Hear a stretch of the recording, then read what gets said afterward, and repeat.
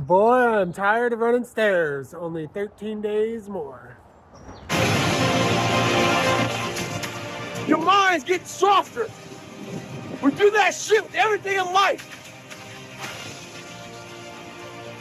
A lot of you are trying to find inspiration and motivation with a depressed mindset. You don't find inspiration by not living in the grip of life. You need to live in the grip of life to find inspiration. Put challenges in front of yourself. When you put a challenge in front of yourself and you attack it, that's when you find inspiration. Repetition every day. Stay hard.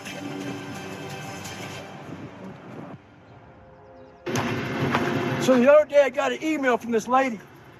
She said she truly enjoyed my book, but as she read it, she thought I was just crazy. So after she read it, she put the book down and started living her normal life. Just going back paying bills, going back to work, complaining about shit. A few days later, she has time to think about the book, and it scared her. She thought, well, maybe this guy isn't crazy. And that's what scared her the most.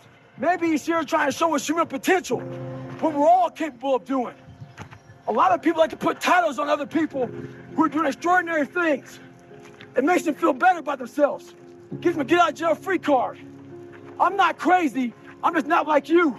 In sports, there's a thing out there called load management. A lot of us like to load manage our lives. When you do that, you can find yourself right at normal. Get off that, stay hard.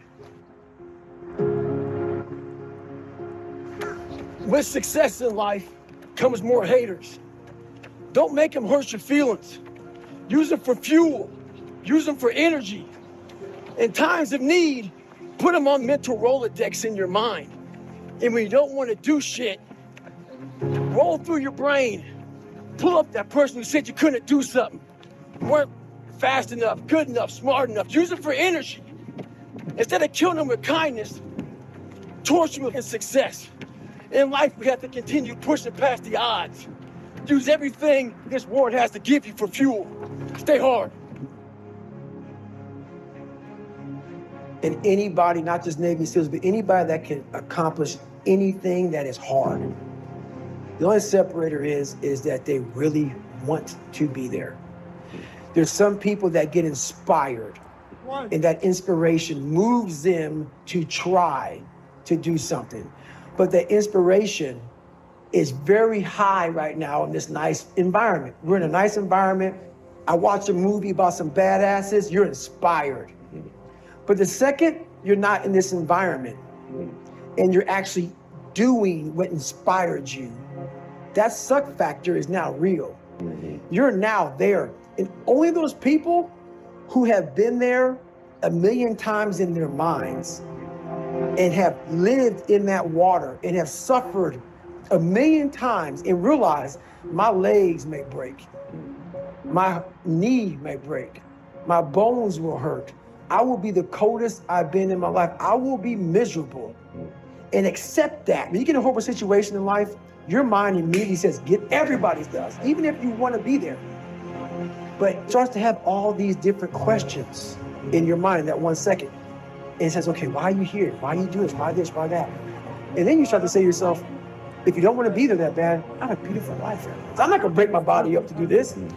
Your mind starts to say, yeah, this is stupid. But if you are already knowing that this is going to happen to you, you have all the answers to these questions that your mind starts to give you when you're in suffer mode. Try to be 10% better than you were last week. So if you're running 30 miles a week, run 33. If you're swimming 500 meters, swim 550.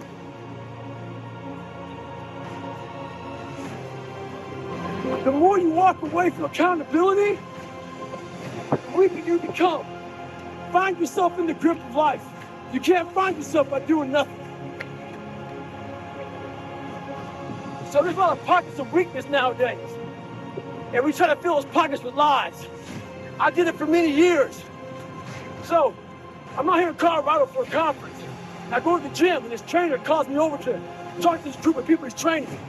He says, hey man, what are you doing out here? So I tell him, he says, what kind of workouts are you doing?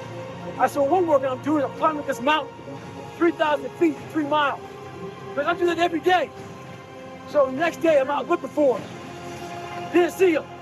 A couple days later, looking for him. Didn't see him. So here I am on the mountain again, climbing it. And there's a gondola that takes you up, takes you down. I'm going up it. I see a gondola, we're about 5 minutes to the top. I look up at the gondola, I see him, face pressed up against the window, looking at me, our eyes meet. Don't talk about it, be about it. Practice what you preach. Stay hard.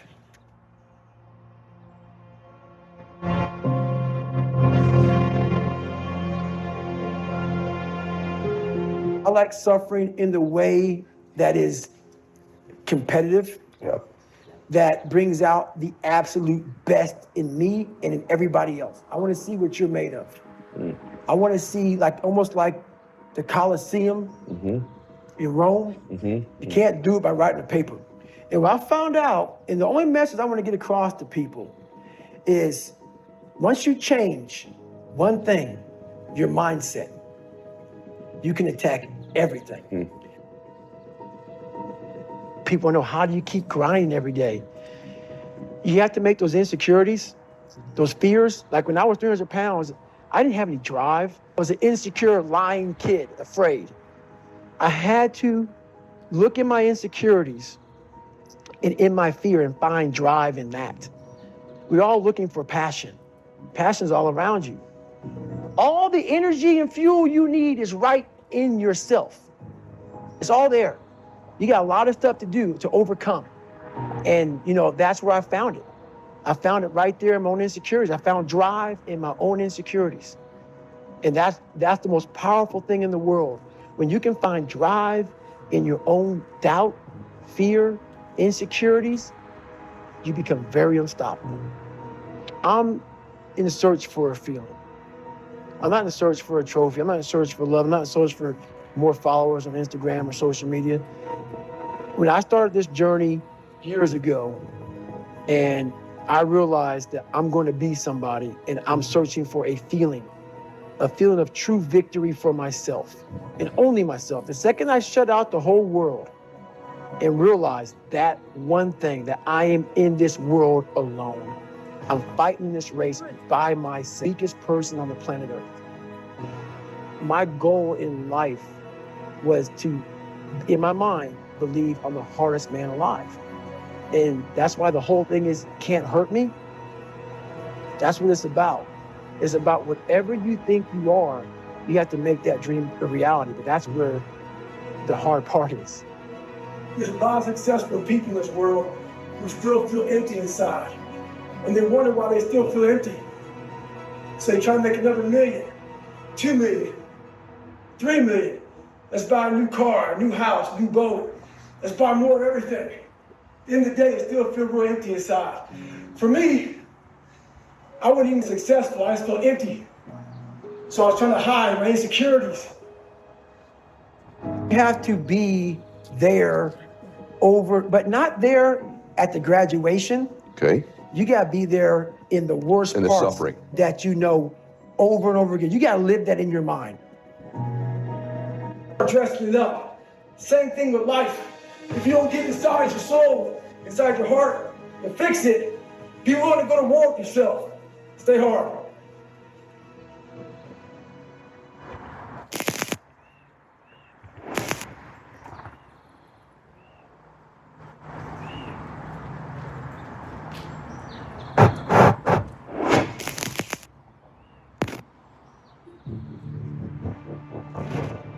I was such in a dungeon in my life, and I feel like I was such in a hole with nowhere to go, with so many issues and so many things to climb over and overcome. But the thing about it is, we all have the ability to come from nothing to something. I was 300 pounds, and my goal was to be a Navy SEAL. Impossible goal, but what if I could? You have to be willing to suffer to get to the other side. And on the other side of suffering is a whole nother world that people have no idea that even exists. From the very beginning, how I became who I am today, I grew up very soft, very insecure. I was beat as a child a lot, not only physically, but also mentally. My dad was an alcoholic, so it transferred to him being very abusive, me growing up, not just to me, but also my mother. And from that, my foundation at an early age was cracked. I had a really cracked foundation growing up. So with a cracked foundation and my mom having a cracked foundation, I had no one to really, show me the ropes, show me the way.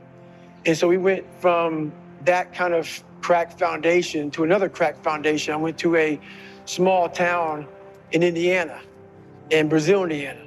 And there was about 5 black families there. So being called nigger was something that happened regularly. I had a lot of friends, but also, when you have a cracked foundation, the only thing you really see is the negative. You don't see a lot of people that like you. All you see is the people that don't like you. So that cracked foundation just kept on getting more and more cracked. And throughout the years, I developed a stutter, had a lot of issues with people, social anxiety. I copied all through school. I had learning disability, so I cheated a lot going through school. So my foundation continued to get cracked. And when you get to that point in your life and no one is there to really help you out, you have to figure some things out. So what made me who I am today is basically that cracked foundation and not liking it. So I had to learn how to mend that cracked foundation alone.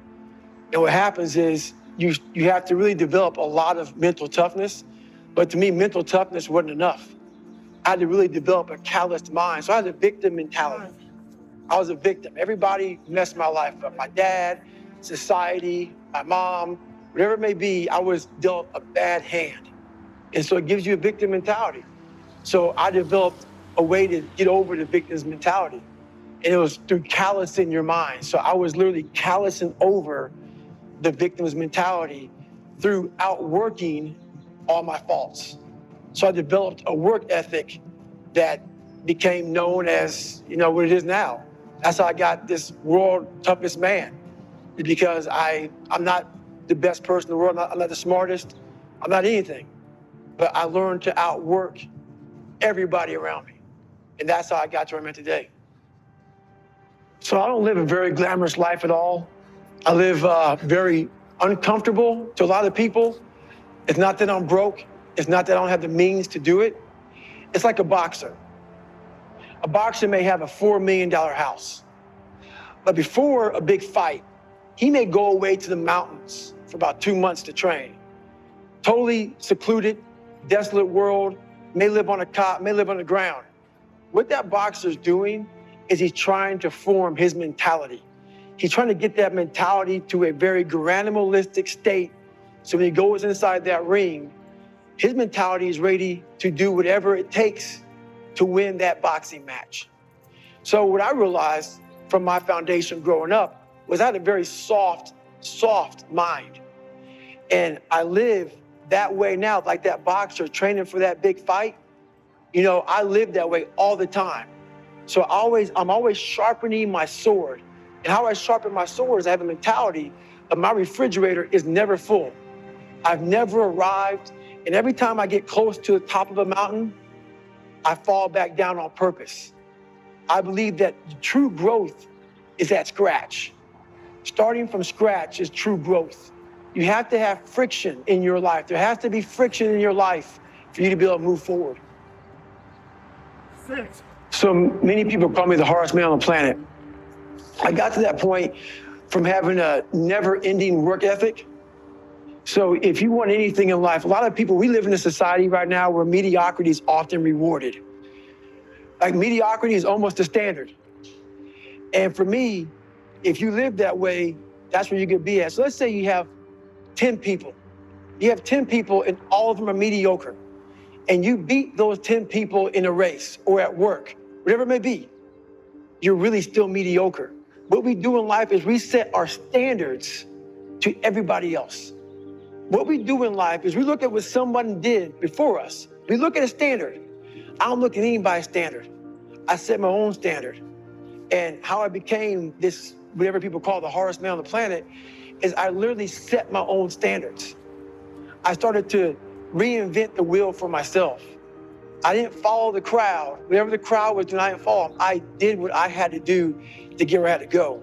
And in doing that, that's where true growth is finding yourself.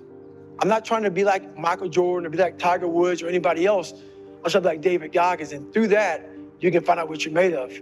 And you are trying to conquer yourself. And that's how I got this title. My advice to people who are going through hard times, a lot of people know my story. I come from a very, very, very humble beginning. You have to be open with that. Like, for instance, social media. A lot of people are on social media, and what they do is they show you the best side of them. Everybody on social media, everybody out here in this world, if you have friends, everybody has two sides to them. We have the side that we want you to see, which is our best side. Our best side. But we also have this side that we're not working on. The side we're not working on is that side that we want no one to see. Like on social media, everybody posts where they're going, you know, I'm going here for vacation. This is me in the gym. This is me here. This is me here. What I do is I post my bad side. I let everybody know I'm this, I'm this, I'm this. I have to work on all these things. It's okay. So the first thing is you got to accept the fact that everybody judging you, you judging yourself, it is okay to be f***ed up. It's okay to not be exactly like everybody else. It's not, you know, it's okay to not follow the crowd. So that's the one thing I would tell people is don't worry about what everybody else is doing. Worry about what you're doing. Focus on what you're doing, because everybody else out there, everybody judging you, they also have problems themselves. And that's what I realized myself. So I stopped comparing myself to everybody else, and I just compare myself to me.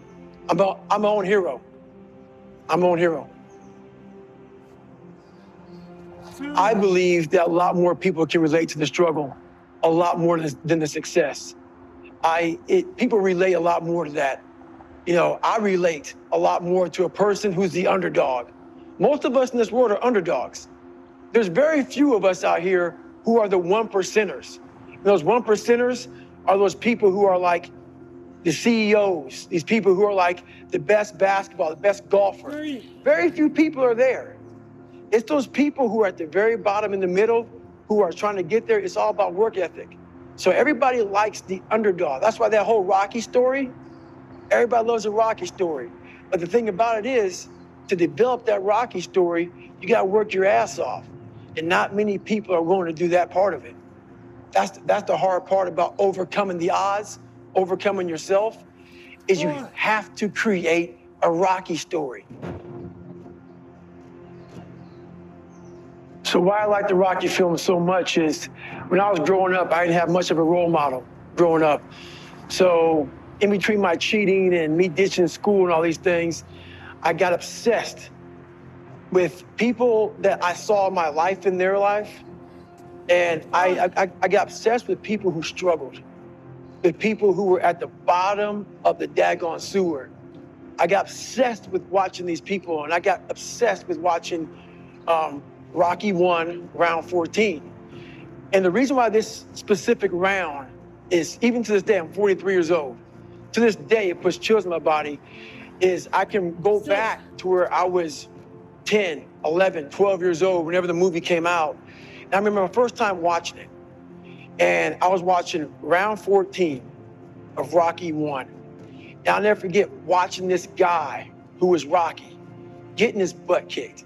Apollo Creed was just knocking him down, beating him up. And all he wanted to do was go the distance. And to a lot of people, this makes no sense to them. But for a kid who's looking for strength, who's looking for, like, is it possible? You're looking for, is it possible? Can I pull off the impossible? And me watching this film, that's what I saw. So it was a no-name boxer against the best boxer in the world, who's Apollo Creed. And I watched this guy in the ring, who's Rocky, just getting his butt kicked, falling down, getting up. In the 14th round, Apollo is like just killing this guy. But also Apollo's tired. He's extremely tired. But Apollo knocks him down in the 14th round for like the 30th time. And even Rocky's coach, Mickey, is telling Rocky to stay down. And Apollo turns around. He turns around, he thinks that he got this guy. He thinks he beat him. He thinks he finally took this guy out. This guy who's kept coming at him and coming at him and coming at him. Apollo Creed turns around, puts his arms in the air. He turns his back to Rocky, just assuming he's down. I got him. Everybody in the crowd saying, stay down. Everybody. This guy is climbing the ropes to get back up. Totally destroyed. Nothing left, but he found something. And this is the thing about it. He found something. And I watched this guy get up. And once he gets up, Apollo Creed turns around and sees this. And the look I saw, most people don't even see this. The look I saw on Apollo Creed's face was this look of total awe of who the hell are you? Who am I fighting?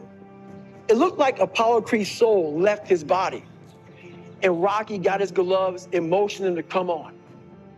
And Apollo Creed put his head down and shook his head. Why that scene resonates with me so much was I was such in a dungeon in my life, and I felt like I was such in a hole with nowhere to go, with so many issues and so many things to climb over and overcome on my own. I wanted every obstacle and every person that ever doubted me. Okay. Oh. That was a lot faster today. I finished a little under 19 minutes with the 7 sets. But the workout's a minimum of 20 minutes. So I was like, all right, 2 more stairs. Now it'll be 20 minutes. But it was only like 19:50.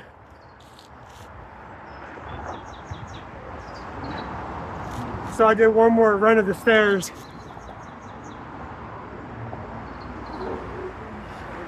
So total, 7 right leg, 7 left leg, 10 running. And